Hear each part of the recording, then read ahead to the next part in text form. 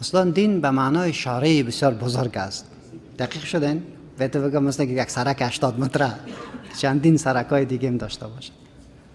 مثلا دین مبین زندگی است و زندگی چون در دنیا می شود، در دنیا می شود. هرگاه زندگی را توأم با دین کردی هیچ جدا نیست، هیچ جدا نیست.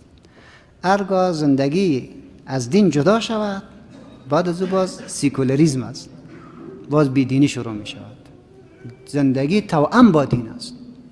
از این خاطر لحظه یک انسان نباید بدون دین باشد. لحظه ایش اگر جدا شد بدبختی شروع می شود. و ما ایتو چیزی نداریم در زندگی ما که با دین ربط نداشته باشه. ایتو چیزی نیست. همه زندگی ما با دین ارتباط دارد. ببینید اگر خانم آدم دوست داشته باشد، یک لقمه نان که در دهن خانمت میتی امیر الله پاداش میدهد. وقتی که بوسه کردن و مقاربت و خوبی کردن با خانم عبادت میشد، خیلی چیز مانده که عبادت نباشد. اما چیز دین است. شریعت خداوند متعال برای ما شما ثوابت را هم داده است، متغیرات هم داده است. ثوابت ما لا یتغیر و لا یتبدل که انگشت شمار است.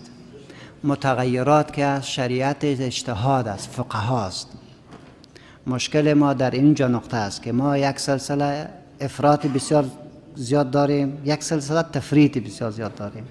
دقیق شدین؟ یک تعداد مردم است که اجتهاد را دین گفتن، صحیح شد، و یک تعداد چی میکنه؟ مطلق اجتهاد نمیپذیرد.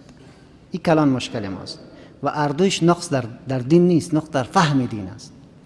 اوجا که پیامبر میگه که شما خوبتر قطع کرده میتونین چگونگی تاکای و انگورتان یا خرما چی را، این معنا ای را نمیدهد که اگر ای رمز پیدا کردن رمز زندگی در استفاده کردن از امکانات، این مکلفیت ماست.